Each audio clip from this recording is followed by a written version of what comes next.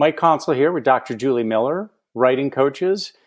Today, we're going to talk about tone in writing.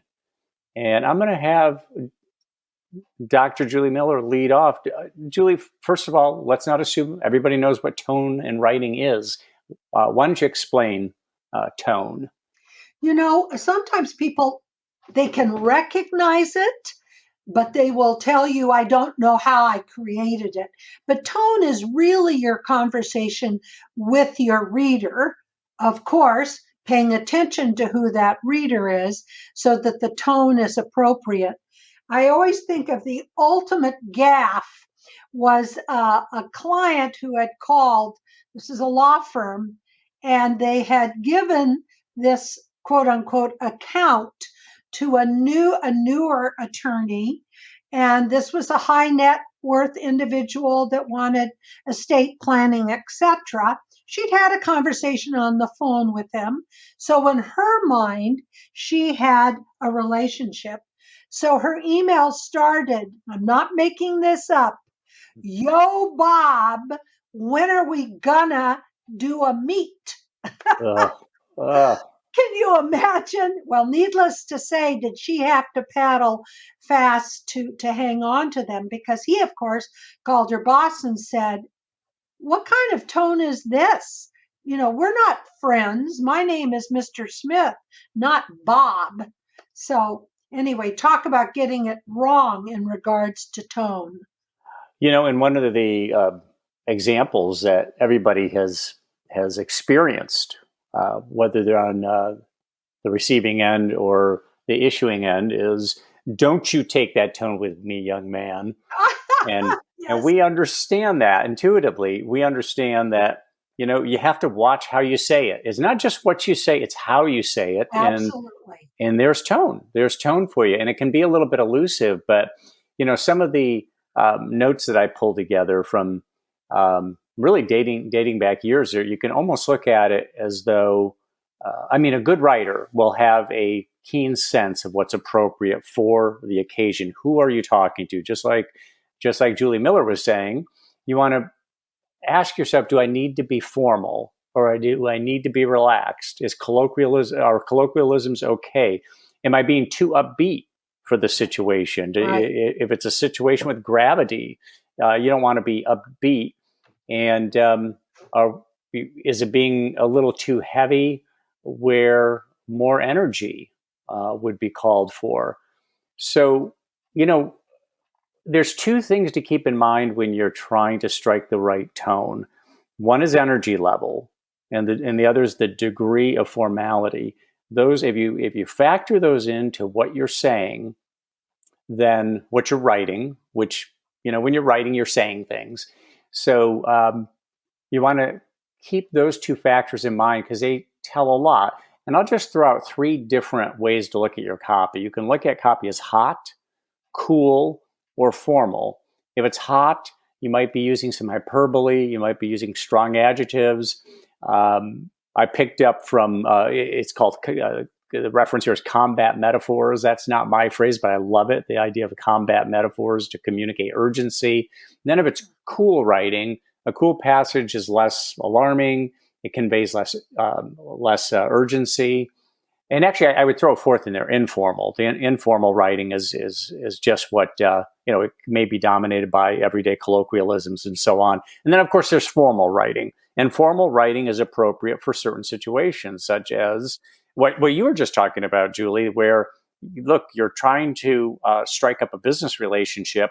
You need a certain degree of formality so that the person feels that you're approaching them with some semblance of respect or some semblance of, I understand that we don't really know each other, so I'm going to approach gingerly. I think that's true. And I actually tell writers, if you don't know this person, err on the side of formality.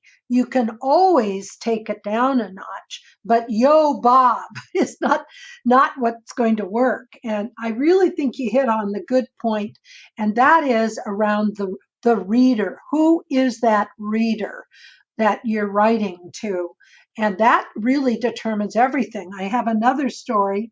And I think there's also cultural issues if you're writing internationally, where this young woman who's a salesperson for a well-known plane manufacturer, who is Chinese but American born, went to China, met this gentleman who was going to buy a plane. You know, those planes are zillions of dollars. So he came to the United States with his wife and they had a lovely visit. They were entertained beautifully. They had a field trip for the whole bit, right? So upon his return, she wrote him an email and she assumed, since they spent time together, that they were friends. So her email started with, dear whomever, um, uh, hope you enjoyed the trip out here. We enjoyed meeting you. I hope your wife had great success in all her shopping. And I do hope your son's academic record improves. And she said to me, I don't understand why he hasn't responded. And I said, that is too personal, A, with a professional relationship, and B, when you're not honoring another culture with your emails. So lesson learned for her, let me tell you. Exactly. And another example I would throw into the grouping here, Julie, is church. When you walk into, or it doesn't have to be church, it can be any house of worship. When we walk in, our voice immediately lowers out of Yes. respect. We're respectful of the people in there who are trying to pray or meditate, but we're also we're in a house of worship, we realize it's not appropriate to be talking in full voice, or certainly not being boisterous. So we adjust to that, and in the same way we adjust our writing to the situation that is at hand. Now, would you say, I tend to think of voice and tone as synonymous, but maybe there are some fine distinctions between the tone of the writing or a person's voice. I'm not sure if you would Well, I draw mean, any you could distinctions. put a fine point on it. When you think of tone, you think of um, uh, I guess a happy tone or a funny tone, but maybe the voice would be the actual words used. Now, Mhm. this reminds me of just a little offshoot, but has to deal with this. Writers have come to me often and said, I have to write for my boss. And I write, and then he looks at it and circles it with big red pen marks everywhere. And they've asked, how do I copy his voice? How do I copy his tone? And I said, you study each sentence. Does he use active verbs? Does he use passive verbs? Is it all subject, verb, direct object? Is it bulleted, very informational? Is there any emotion like you were talking about, more boisterous writing? So it is paying attention to the words, as you said, that are used. And I love your metaphor of thinking about church. I think that's perfect, Mike. Yeah, I mean, it's one of those situations we've all been in, and when we're children, we don't know any better, and we're taught that lesson very early in life. And, yeah, assuming a person's church going, but even if you're not a church goer, you understand a house of worship, you take a different tone. I would also point out that if you have, hopefully, everybody listening does some reading, and if you're a reader, which is one of the best ways to learn how to write, is to read good writing. You Yep. might have a favorite writer, a favorite novelist, and the thing that probably draws you to that person is just that voice or that tone. They have a certain way of delivering information that you connect with. And what Julie and I are talking about is to think in terms of your receiving audience and think in terms of what will they connect with. And some of the examples we gave point to that, the idea that if we take the wrong tone, if we approach them too formally or too informally, if we're too hot or too cool, then there's not going to be the connection there. So it's some of it's just emotional intelligence, using common sense, understanding Yeah. that the situation, and then writing the copy that's appropriate for the situation. Now we need we need to develop certain writing skills that allow us to accommodate the situation. A very inexperienced writer will tend to only know how to write one way. Correct. But yeah, exactly. But if you think in terms of, again, in terms of how would I deal with this if I was speaking, if I was in a Correct. house of worship, and what tone would I take? I've just met this person. What tone would I take if I was there in person with him or her? So these are the sorts of things to factor into, uh, how you decide what kind of tone to take. And tone is about word selection. It's about word selection.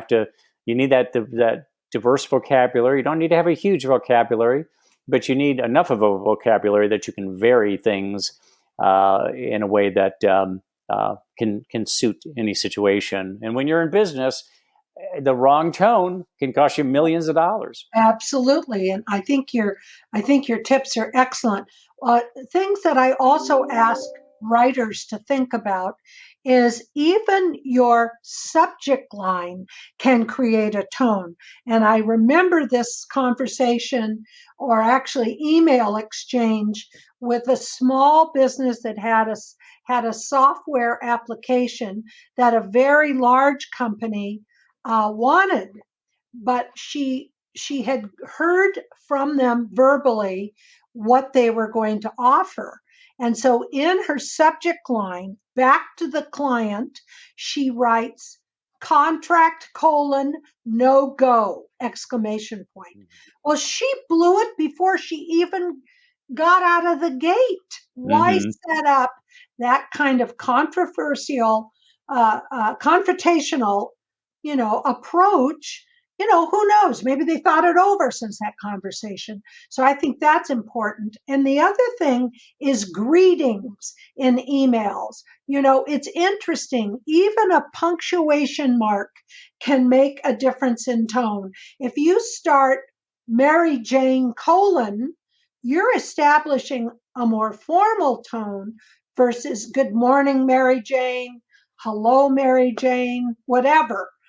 But tone is established very early in emails. So you Mm-hmm. really have to pay attention. Precisely. Yeah. And when you think about it, if it's a high ranking executive you're approaching, you may say Mr. or Ms. Absolutely. Miller, so that Absolutely. you're Yes. just conveying that respect, which everybody looks for. Yeah. Too much familiarity in the writing with somebody who doesn't even know who you are. That's a formula for getting somebody's getting off to a bad start, or even getting somebody's nose out of joint about things. So Oh, we totally. we always want to be cognizant of the situation. And if you have questions, if you're running into problems with your own writing, we're here. Mike Consol and Dr. Julie Miller, writing coaches. You have our contact information, and we're happy to help. Yes. Julie, Thank as always, good jawing with you. I hope I'm not being too informal here. I hope my tone is appropriate. Your tone is appropriate. Your voice is great. All right. Thank And you so it's much, Michael. Fun doing it. You bet. And we'll be back next month with another writing lesson.